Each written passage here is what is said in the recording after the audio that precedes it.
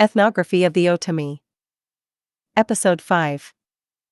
Silla had the warrior rank of Otomi, for which reason he wore the Otomi hairstyle and had weapons and insignia in the style of an Otomi. And so, he looked down on his enemies, even though they be Spaniards, thinking nothing of them. With his ferocity he frightened not only the Indian friends of the Spaniards, but also the Spaniards themselves. This Otomi inspired general fear in our enemies. For when they saw Silla, they would hunch down. And even though the Spaniards went to great lengths trying to kill him, whether shooting him with iron bolts or with guns, Silla sallied forth against the Spaniards. And by casting stones, killed some of them, for he had great strength in his arm. Others then came out behind him and made the Spaniards retreat. Some days Silla disguised himself so the Spaniards would not know him, putting on his lip pendant, his golden ear plugs and his shell necklace. While other times he donned cotton armor, and a hairpiece so that they would not see him or know him. Then too there were times when he went with his head uncovered as an Otomi. Quotation taken from the Florentine Codex, Book 12, created by Spanish Franciscan Friar Bernardino de Sahagun in the 16th century. Written, photographed, and podcast video produced by Jack Lamb. Dr. Terry Stalker and Jack Lamb. Photograph taken in 1981 as we ascended the 18,500 feet volcano, Pico de Orizaba, to explore, survey, and photograph the lost Aztec mines. Conversations with an Aztec Oracle. It was lucky we decided to drive through Nopalillo before heading back to Tula. Otherwise, we would not have met the seer, El Maestro, Señor Martin Ramírez. When we drove through the hamlet just after sunrise earlier that morning looking for the Tinacel, as one might expect, we saw quite a few people going about their daily business in and around their homes. So it seemed strange that this time driving through town at nearly noon, we saw almost no people in the community, save for two boys carrying the limp carcass of a snake carried between them on outstretched sticks. Oye chicos, ¿dónde está todo el mundo? Stalker asked them. Hey, boys, where is everyone? With some difficulty, one of the boys shifted the stick supporting the snake into one hand before pointing down the road ahead of us with the other hand. The dirt road descended a hill and passed beyond the last building within the town proper before continuing across the arid landscape. After cresting the top of a small rise, we learned where the people of the village had gone. For just ahead, a group of Otomi men and women, dressed in their Sunday best attire, congregated around a stucco building encircled by a fence composed of mortared concrete blocks brightly painted yellow, white and blue. Stop here a minute. Stalker ordered as I coasted to a halt in front of the building. Don't those piles of obsidian on each column look like pyramids? Without question, small pyramids made of obsidian topped the 4 columns built into the stone fence along the front of the building, one on each corner and 2 more to either side of the gate leading to the open double doors. While 4 additional columns attached to the front of the building also supported these unusual, miniature obsidian, pyramidal forms. That's weird, they do look like pyramids. I agreed. After parking the van and walking up to the double doors, we peered into the building. What the? Terry said on taking in the scene transpiring within the structure. A number of people seemingly appeared to be just finishing setting up for a church service. But in place of an altar, the face of an obsidian pyramid was affixed to the wall at the far end of the center aisle, which demarcated rows of church pews oddly painted blue. Unfortunately, as we stood in the open double doors, we inadvertently blocked the amassed worshippers waiting outside, who mystifyingly chose that very moment to enter and fill the church. So we hastily stepped back outside and out of the way to allow the Otomi churchgoers to enter. Straw covered the dirt floor of the center aisle under garlands affixed to roof supports. And since the assembled attendees filled the pews, it left no doubt this was a church. But more notably, a middle-aged man wearing a white shirt untucked, and buttoned to the neck, sat motionless in the throne carved from a block of basalt. With eyes closed and hands clasped before him, he appeared immersed in prayer. While standing at the back of the church with our eyes focused on the scene unfolding before us, we waited expectantly for something to happen to explain what we viewed. Suddenly the man on the throne opened his eyes. and with piercing intelligence, unpredictably stared at the three of us in what seemed expectancy, if not anticipation. Off to the right of the altar, a thin elderly man with a weather-worn face seemingly fixed in a permanent frown, followed the sightline of the seated man on the altar and immediately moved towards us. "¿Qué quieren?" he rasped. "What do you want?" "¿Qué tipo de iglesia es esta?" Stalker countered with his own question, "What type of church is this?" Pointing at the man on the altar, the frowning man, who was clearly the church deacon, straightened self-importantly before he replied. "Es la iglesia de el Maestro Señor Martin Ramírez." He pompously proclaimed, "This is the church of el Maestro, Señor Martin Ramírez." As the deacon glanced at the altar, the seated man caught his eye and beckoned to him. Hurrying over, the two men spoke, before the deacon returned to us. "El Maestro les da la bienvenida y les pide que permanezcan en su iglesia." He reluctantly proclaimed with his frown deepening, "The Master welcomes you and asks you to remain in his church." Then with a scowling glance at us, the deacon abruptly and hurriedly returned to the front of the church. When I next returned my attention to the man on the throne, he once more had closed his eyes, while the frowning deacon now stood beside him, officiously addressing the congregation. Since I did not understand what he said, I tapped Stalker on the shoulder. "What's he saying?" I whispered from behind him without taking my eyes off the man on the altar. Stalker twisted around and explained. "The deacon says El Maestro is in a deep trance, and will now foretell the future for anyone who has a question for him." When the frowning deacon finished speaking, he directed all to rise and come forward in two parallel lines, beginning at the altar and extending 2/3 of the way to the back of the church. Then the deacon told the first woman to approach. Stepping forward, she knelt at Martin Ramírez's feet and spoke to him with eyes downcast, likely asking her question before awaiting El Maestro's revelation. At first, nothing happened. And then, without opening his eyes, the seemingly entranced El Maestro responded to her in a monotone. Because he faced us, I heard him speak, but I had no idea what he said. "What's going on?" I hissed to Stalker again. "I think he's speaking Otomi, so I can't be sure. But based on what the deacon earlier said, El Maestro must have foretold her future," he answered excitedly. Clearly satisfied with his response, the woman returned to her pew as another woman stepped forward to kneel before El Maestro and ask a question. As before, she received a response after a momentary hesitation. However, instead of returning to her seat, the woman began to sway enraptured, and then inexplicably uttered a gurgling cry and collapsed to the ground with her arms and legs flailing spasmodically while her head convulsed uncontrollably. The frowning deacon and two younger men standing off to the side rushed forward to help the stricken woman, as did two of the women in line. For the next several minutes, people hovering over her blocked our view. And then everyone backed off, and the younger men carried the woman out a side door. Seemingly unaware of the peculiar happenings in the church, Martin Ramírez never moved nor opened his eyes during the commotion. As a semblance of normalcy returned to the service, the frowning deacon directed the waiting participants to again approach the altar and resume their inquiries. The service continued uneventfully for another 30 minutes, with each supplicant receiving an answer to his or her question from the entranced seer on the throne. However, a final incident occurred when a tall, broad-shouldered woman knelt before El Maestro and asked a question.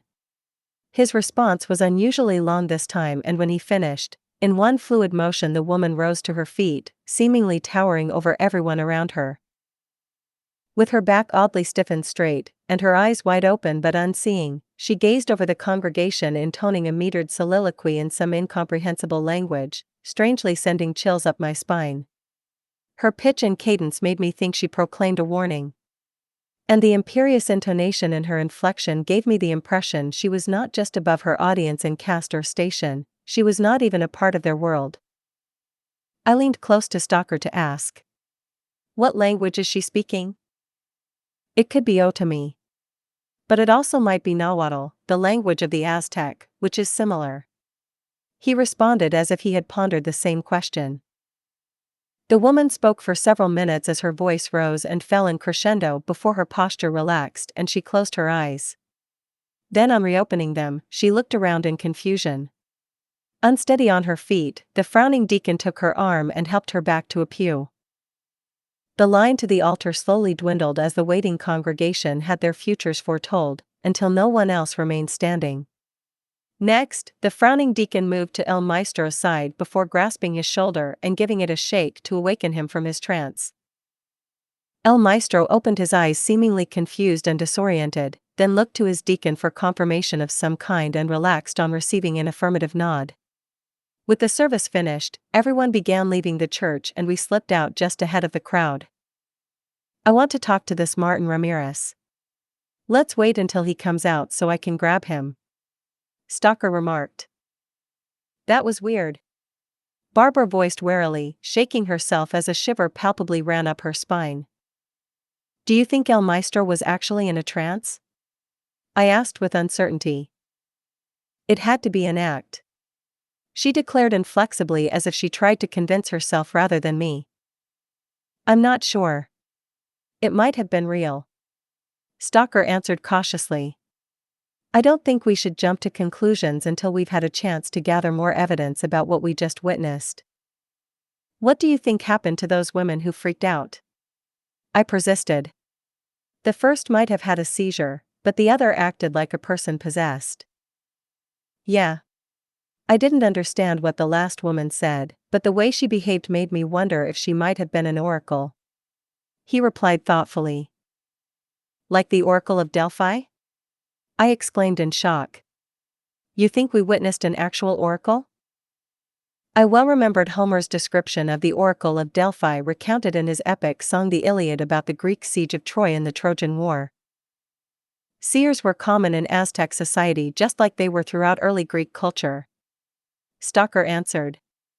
Under the influence of psychotropic plants like the pipilts anciently listed in the Florentine codices, seers used blood-covered obsidian mirrors to summon the ghosts of dead ancestors to divine the future.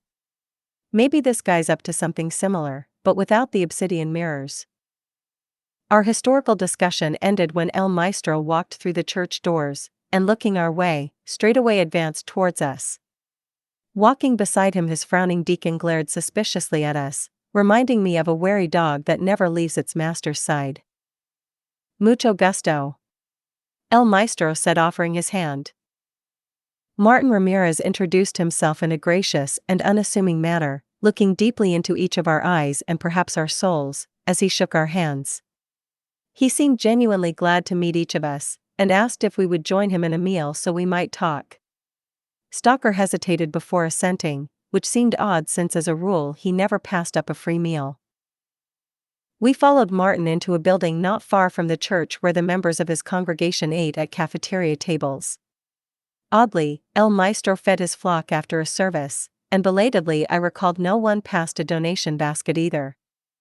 I never heard of a church that fed its congregation, let alone one not requiring tithing. As it turned out, we were not the only ones interested in talking with El Maestro, for two others waited for him inside as well. Martin introduced us to a distinguished silver-haired man and his wife from Mexico City, clearly of wealth, before asking us all to sit at his table. The frowning deacon sat beside Martin so he could keep an eye on us sitting across the table, before telling a waiting woman to bring food. Before leaving, she asked each of us if we wanted to drink Coca-Cola or 7-Up.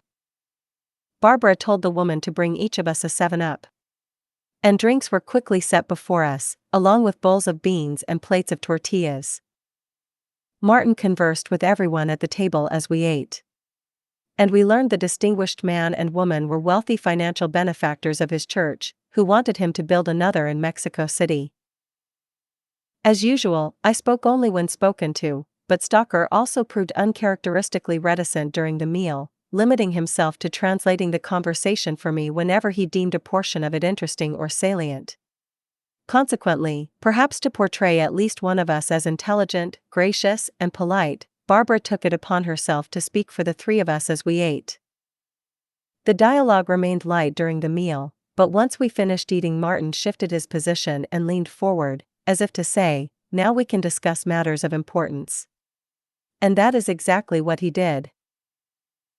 Martin told us he was descended from a long line of seers going back to the days of the Aztec, and claimed he inherited the prescient gift of divination from his ancestors, allowing him to enter a trance and foretell future events.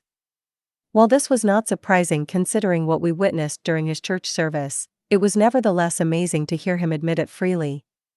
Then for the next hour El Maestro calmly proceeded to answer all Barbara's questions without disinclination, almost as if he sincerely wanted us to get to know and understand him. Martin explained that since his congregation was comprised of simple people with simple needs, the questions they generally asked him about the future were also simple. Most were concerned with mundane matters related to a person's family regarding health, birth, death, marriage, and finance. Barbara specifically interrogated Martin about the first woman whom we assumed experienced a seizure, and the second woman who acted as if possessed. Since he did not remember what happened in a trance, El Maestro asked his frowning deacon to describe these events to him before he could respond. He admitted he did not know what the first woman experienced. Whatever it was, it occurred to her alone, and he had not yet spoken with her. But based on similar incidents concerning the second woman, he was able to tell us that the powerful spirit of a dead Aztec soothsayer possessed her body and intoned a prophecy in the ancient Nahuatl tongue.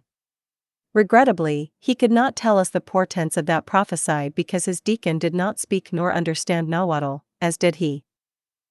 While this explanation sent a tremor up my spine, Martin exuded such a deep quality of truthfulness, I found it difficult to doubt the veracity of his claim. According to Martin, one limit cursed his ability. Since he could not recall what transpired when he was in a trance, he could not foretell his own future. Somehow, knowing he had an Achilles heel increased his credibility in my estimation.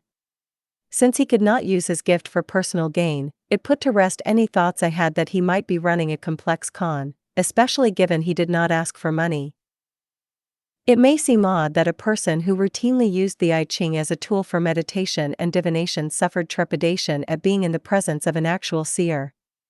Certainly, after years of casting the yarrow stalks and continuing to read and study about its effectiveness, I had grown quite accustomed to the idea that an ancient oracle could conceptually guide my inclinations into the future.